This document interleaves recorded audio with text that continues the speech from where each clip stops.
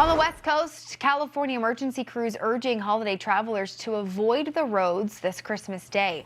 We've had a series of powerful storms dousing the state all week with a relentless rain, heavy winds, strong winds that is, and certainly some heavy snow up in the mountains where visibility has been, well, a mess. We've had rock slides and mudslides and, well, several road closures. For parts of Southern California, we're not done yet. We expect more rain over the course of the day today and tomorrow. You're looking at Wrightwood, California, San Bernardino County, where evacuation orders were put in place. Fox Weather Correspondent Brandy Campbell is live for us in Los Angeles. Brandy, a lot of action yesterday with, so much rain on Christmas Eve impacting people's holiday. How have things been so far today? Jane, while we're not currently dealing with some of the active weather, we're still feeling impacts. There's still over 123,000 customers that do not have power across the state. And in LA County, there are numerous roads that are closed. A lot of them are toward the mountains, but I'm looking at the notes from the county and it says some of those roads are closed because of flooding. So things are still actively happening because of the atmospheric river, and we know we have more rain to come. Now, right now we're standing alongside the LA River in Los Angeles, and as you can see, it is a steady flow.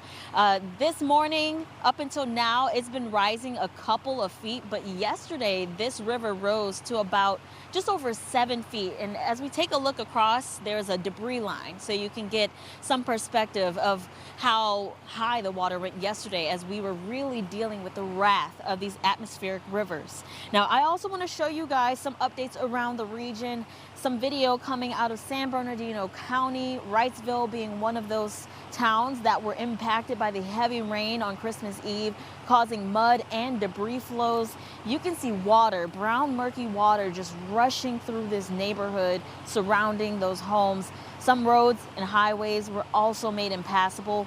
San Bernardino Fire had to rescue people that were trapped in their cars and evacuate people from their homes, and that went going into the night. The fire department said they were grateful that only one minor injury was reported, but they aren't able, or people, I should say, families were not able to be home together during this Christmas due to the impacts of this incident.